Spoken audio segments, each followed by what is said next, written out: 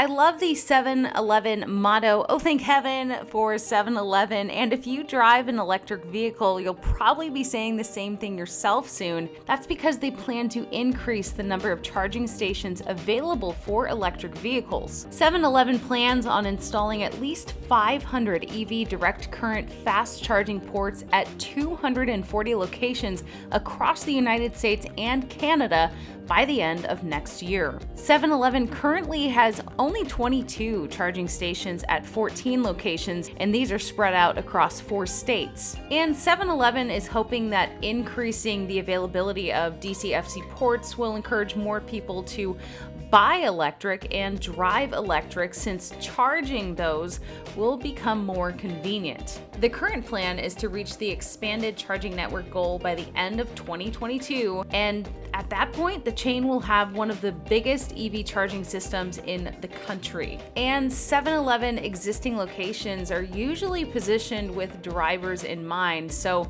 with more locations that will have new ports soon, it should be easier if you drive an electric vehicle to charge your car and plan charging your car if you're going on a road trip.